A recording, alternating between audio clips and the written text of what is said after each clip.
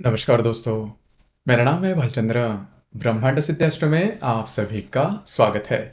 आज के इस वीडियो में हम चर्चा करेंगे सिंह राशि का जनवरी 2023 का संपूर्ण राशिफल।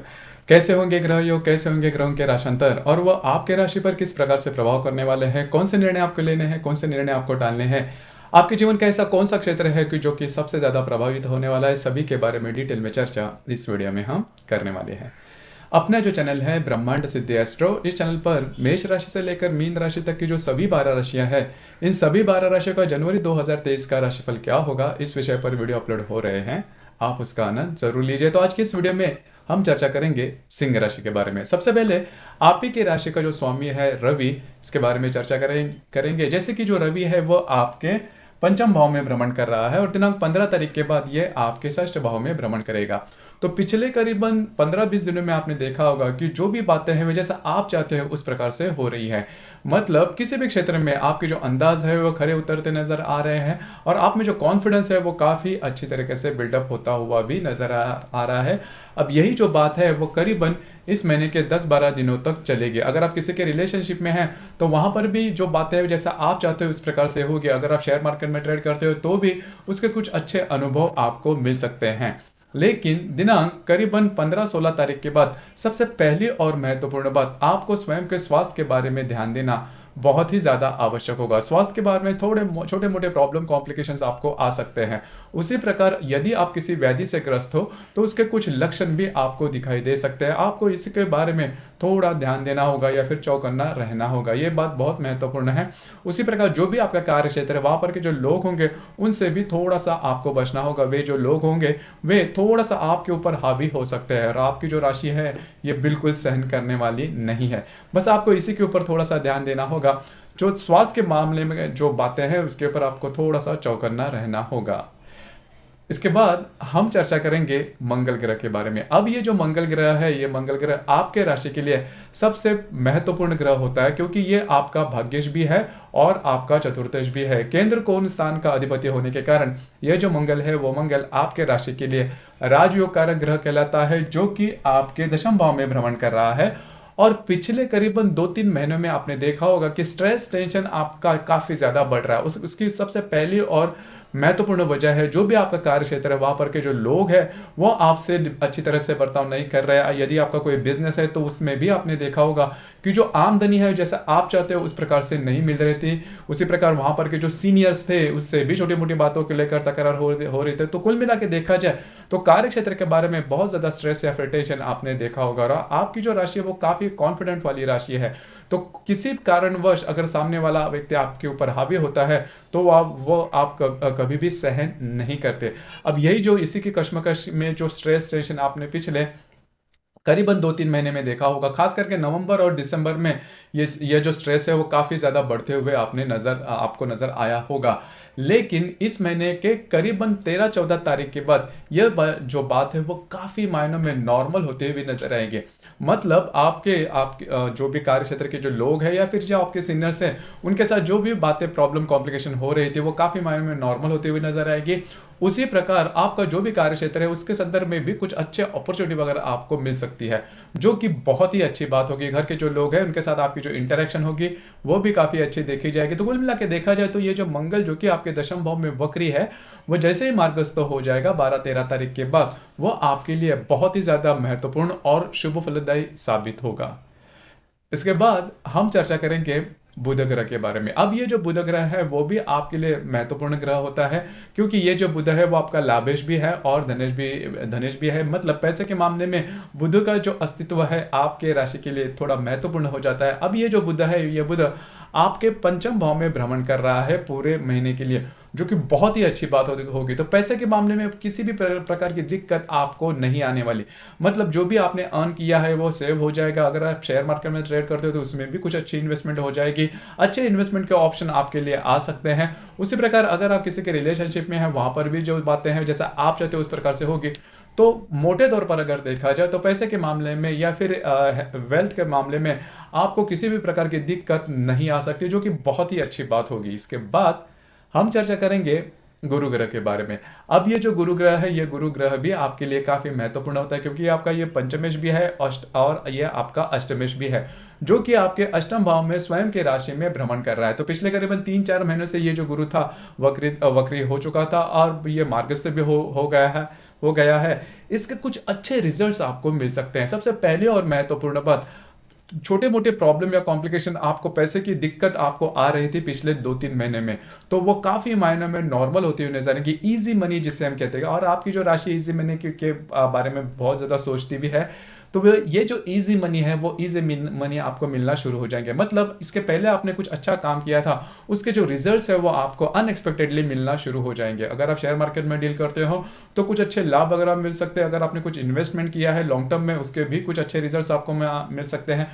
उसी प्रकार अगर आप किसी के रिलेशनशिप में है तो वहां पर भी जो बातें जैसे आप चाहते हो उस प्रकार से हो सकते हैं। खास करके जो गृहिणी वर्ग है उनके लिए ये जो गुरु का भ्रमण आपके अष्टम भाव में है वो बहुत ही ज्यादा शुभ फलदायी साबित होगा। आपके जो इनलॉज है उनके साथ आपकी जो इंटरेक्शन है वो बहुत ही अच्छी देखी जाएगी। उसी प्रकार जो गर्भवती महिला है उनके लिए भी ये जो गुरु का भ्रमण है वो बहुत ही ज्यादा शुभ फलदायी साबित होगा। जो विद्यार्थी वर्ग है उनके लिए भी ये जो गुरु का भ्रमण है आपके अष्टम भाव में मार्गस्थ जो हो चुका है गुरु, वो आपके लिए काफी ज्यादा महत्वपूर्ण और शुभ फलदायी साबित होगा। तो कुल मिला के देखा जाए तो गुरु वैसे भी देखा जाए तो आपके राशि के लिए शुभ फलदायी ग्रह माना जाता है, जो कि स्वयं की राशि में अष्टम भाव में है। सिर्फ आपको स्वयं के स्वास्थ्य के बारे में थोड़ा ध्यान देना होगा, क्योंकि यहाँ पर षष्ठ भाव में जो रवि है वो भी आपके षष्ठ भाव में दिनांक 15-16 तारीख के बाद भ्रमण कर रहा है।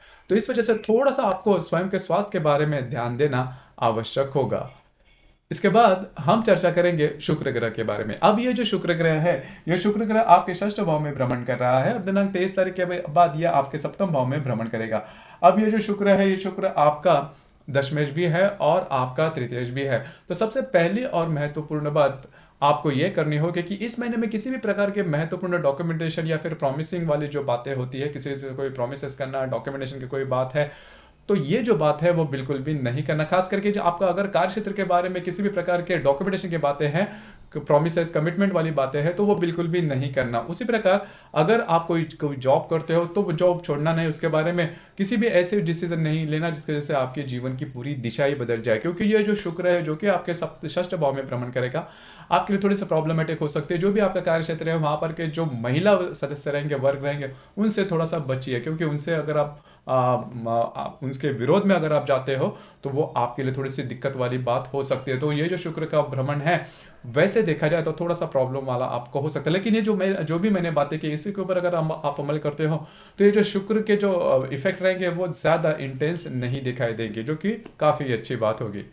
इसके बाद हम चर्चा करेंगे शनि ग्रह के बारे में। अब ये जो शनि ग्रह है, ये शनि ग्रह आपके षष्ठ भाव में भ्रमण कर रहा है स्वयं के राशि में, और दिनांक 18 तारीख के बाद यह आपके सप्तम भाव में भ्रमण करेगा स्वयं के राशि में। तो पिछले करीबन 2-2.5 साल से ये जो शनि था वह आपके षष्ठ भाव में भ्रमण कर रहा था। तो इसके कुछ अलग से परिणाम भी आपने देखे होंगे। सबसे पहले और महत्वपूर्ण बात, जो भी आपका कार्य क्षेत्र है वहां पर के जो लोग रहेंगे या फिर वहां कार्य क्षेत्र से जुड़ी हुई जो भी बातें होगी वो इतनी नॉर्मल नहीं चल रही थी। अगर आप कोई स्वतंत्र व्यवसाय करते हो या फिर नौकरी भी करते हो तो जैसा आप चाहते हो उस प्रकार से बातें नहीं हो रही थी। इसी वजह से थोड़ा सा स्ट्रेस, टेंशन आपका जो भी कार्य क्षेत्र से रिलेट करने वाला है वो आपको आ रहा था। लेकिन ये जैसे शनि आपके सप्तम भाव में स्वयं के राशि में भ्रमण करेगा, वो आपके लिए काफी अच्छी और महत्वपूर्ण बात हो जाएगी। पहले तो सबसे महत्वपूर्ण बात, जो भी आपका कार्य क्षेत्र से रिलेटेड जो भी स्ट्रेस टेंशन है जो कि पिछले 2-2.5 सालों से चालू थे, वो काफी मायनों में कम होते हुए नजर आएंगे। उसी प्रकार स्वास्थ्य के बारे में यदि कोई समस्याएं आपको पिछले 2-2.5 साल में हुई थी वो भी काफी नॉर्मल होती हुई नजर आएगी। उसी प्रकार अनवांटेड स्ट्रेस, कभी कभी होता क्या है कि गुप्त शत्रु हमारे बहुत ज्यादा हो जाते हैं। तो ऐसे लोग जो कि हमारे आगे तो काफी अच्छे बोलते हैं लेकिन पीठ पीछे हमारे बुराइयां करते हैं, तो ऐसे जो स्ट्रेस टेंशन इस प्रकार की जो बातें हैं वो काफी मायनों में, इसके जो प्रेशर है वो काफी मायनों में कम होते हुए नजर आएंगे। हालांकि 18 जनवरी को ये जो शनि है वो आपके षष्ठ भाव में भ्रमण करेगा, लेकिन इसका सीधा सीधा असर आपको फरवरी से मिलना शुरू हो जाएगा, क्योंकि ये जो शनि है वो स्लो मूविंग प्लैनेट है। उसके जो रिजल्ट्स है वो आपको जल्दी जल्दी में नहीं मिलते। लेकिन मोटे तौर पर अगर देखा जाए तो ये जो शनि का जो आपके षष्ठ भाव में भ्रमण है, जो कि अभी सप्तम भाव में भ्रमण करेगा, वो आपके लिए मोटे तौर पर शुभ फलदायी साबित होगा। हालांकि इसके जो परिणाम है वो किस प्रकार के मिल सकते हैं आने वाले 2.5 सालों में आपके सप्तम भाव में, इसके बारे में हम स्वतंत्र वीडियो अपलोड करेंगे, जरूर देखना, उसमें काफी ज्यादा डिटेल में बताया जाएगा। उसी प्रकार जो राहु है वह राहु आपके भाग्य भाव में भ्रमण कर रहा है और जो केतु है वो आपके तृतीय भाव में भ्रमण कर रहा है। राहु और केतु के साथ कोई अन्य ग्रह किसी भी प्रकार के महत्वपूर्ण ग्रह योग न करने के कारण इसके जो कुछ एक्सट्रीम जो रिजल्ट्स है वो आपको नहीं मिलेंगे, जो कि काफी अच्छी बात होगी। इसके बाद हम चर्चा करेंगे ग्रह योगों के बारे में। ग्रह योगों के जो परिणाम है वो भी ज़्यादा महत्वपूर्ण होते हैं डे टू डे लाइफ में। तो सबसे पहले दिनांक 5 तारीख को रवि और हर्षल का त्रिकोण योग होने जा रहा है। हर्षल जो कि आपके भाग्य भाव में है, उसके साथ आपके पंचम भाव का जो रवि है वो त्रिकोण योग करने जा रहा है। बहुत ही अच्छा और शुभ फलदायक ग्रह योग है ये आपके लिए। खास करके अगर आप शेयर मार्केट में ट्रेड करते हो तो आपके कुछ अंदाज जो है वो एकदम सटीक रूप से मिलते हुए नजर आएंगे। उसी प्रकार आपके जीवन में किसी भी प्रकार के यदि कोई ऑब्स्टेकल्स है तो उसके बारे में कुछ नए आइडियाज आपके मन में आ सकते हैं, कुछ अच्छे इंट्यूशंस आपके मन में आ सकते हैं, जो कि आपके लिए बहुत ही ज्यादा महत्वपूर्ण और शुभ फलदायी साबित होंगे। उसी प्रकार अगर आप किसी के रिलेशनशिप में है तो वहां पर भी आप दोनों की जो इंटरेक्शन रहेगी वो काफी अच्छी देखी जाएगी और कुछ अच्छे सुझाव या फिर कुछ अच्छी बातें आपके लिए आ सकती है। उसी प्रकार आप अपने फ्यूचर के बारे में भी कुछ अच्छी बातें आपके लिए आ सकती है, कुछ अच्छे अपॉर्चुनिटी आपके लिए आ सकती है। तो रवि हर्षल के ये जो त्रिकोण योग है वो आपके लिए बहुत ही ज्यादा शुभ फलदायी साबित होगा। इसके बाद हम चर्चा करेंगे रवि और बुध की युति भी होने जा रही है आपके पंचम भाव में। अब ये जो युति है बहुत ही ज्यादा महत्वपूर्ण, काफी ज्यादा शुभ फलदायी साबित होगी। दिनांक 7 तारीख को होने जा रही है। रवि जो कि आपके राशि का स्वामी भी है और जो बुध है वो आपका लाभेश भी है और आपका धनेश भी है। दोनों को युति पंचम भाव में महत्वपूर्ण स्थान में बहुत ही अच्छी और काफी ज्यादा शुभ फलदायी साबित होगी। तो 7 तारीख के आसपास का जो समय है आपके लिए बहुत ही ज्यादा शुभ फलदायी साबित होगा। खास करके पैसे के मामले में, धन के मामले में कुछ अच्छी इन्वेस्टमेंट हो सकती है, कुछ अच्छे लाभ आपको मिल सकते हैं। उसी प्रकार आपको पैसे की जो इनकम सोर्सेस है वो काफी बढ़ सकते हैं। आपके जो मित्र परिवार है उनसे आपको काफी अच्छी सलाह मिल सकती है। तो मोटे तौर पर अगर देखा जाए तो ये जो रवि बुध की युति आपके पंचम भाव में होने जा रही है काफी ज्यादा शुभ फलदायी साबित होगी दिनांक 7 तारीख को। उसी प्रकार दिनांक 8 तारीख को बुध और हर्षल का त्रिकोण योग भी होने जा रहा है। बुध जो कि आपका धनेश और लाभेश है, जो कि आपके पंचम भाव में भ्रमण कर रहा है। आपके भाग्य भाव में स्थित हर्षल के साथ यह बुध त्रिकोण योग करने जा रहा है 8 तारीख को। बहुत ही अच्छा और शुभ फलदायी साबित योग होगा, खास करके पैसे के मामले में। पैसे के मामले में जो भी आप करोगे इन दिनों में वो काफी सटीकता पूर्वक वो पूरा हो जाएगा। जो भी आपके इंट्यूशंस रहेंगे वो भी काफी सही साबित होते हुए नजर आएंगे। तो बुध के और हर्षल के जो त्रिकोण योग है किसी भी मामले में, मतलब खर्चे के मामले में हो, इन्वेस्टमेंट के मामले में हो, या फिर आपके जो इनकम स्रोत है वो बढ़ाने के मामले में है, तो ये जो बुध है वो काफी ज्यादा अच्छे विचार या फिर इंट्यूशंस आपके लिए ला सकता है। उसी प्रकार अगर आप नई रिलेशनशिप बनाना चाहते हो तो भी ये जो बुध हर्षल का जो त्रिकोण योग है वो आपके लिए काफी ज्यादा मददगार साबित होगा। इसके बाद हम चर्चा करेंगे दिनांक 9 तारीख को शुक्र और मंगल का त्रिकोण योग होने जा रहा है। शुक्र जो कि आपके षष्ठ भाव में भ्रमण कर रहा है और आपके दशम भाव में स्थित जो मंगल है वो त्रिकोण योग करने जा रहा है। अब ये भी थोड़ा महत्वपूर्ण ग्रह योग होगा, खास करके जो सिंह राशि के व्यक्ति जॉबलेस है, जिनको जॉब नहीं मिल रही, जॉब के बारे में सोच रहे, जॉब चेंज करने के मामले में सोच रहे, उनके लिए ये जो त्रिकोण योग है वो बहुत ही ज्यादा शुभ फलदायी साबित होगा। दिनांक 9 तारीख का होने जा रहा है। तो जॉब के बारे में कुछ अच्छे अपॉर्चुनिटीज वगैरह आपको मिल सकते हैं। जो भी अपॉर्चुनिटी आपको मिलती है जरूर इसे ग्रैब कीजिए, क्योंकि फ्यूचर में जाके ये जो अपॉर्चुनिटी है वो आपके लिए काफी ज्यादा शुभ फलदायी साबित होगी। तो शुक्र और मंगल की जो त्रिकोण योग है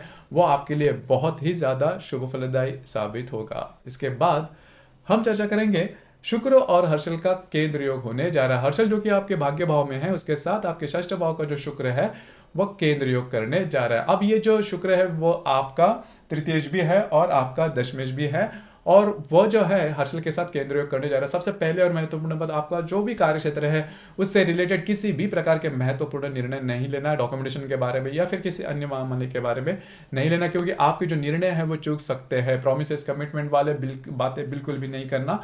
आपको स्वयं के स्वास्थ्य के बारे में भी थोड़ा ध्यान देना इन दिनों में थोड़ा आवश्यक होगा। आपके जो भाई बहन होंगे उनके साथ भी छोटी मोटी बातों को लेकर तकरार हो सकते हैं। तो कुल मिला के देखा जाए तो ये जो शुक्र हर्षल का केंद्र योग आपके षष्ठ और भाग्य भाव में होने जा रहा है आपके लिए थोड़ा सा स्ट्रेसफुल साबित हो सकता है। उसी प्रकार दिनांक 22 तारीख को शुक्र और शनि की युति होने जा रहे हैं। अब ये जो युति है वो आपके षष्ठ भाव में होने जा रही है।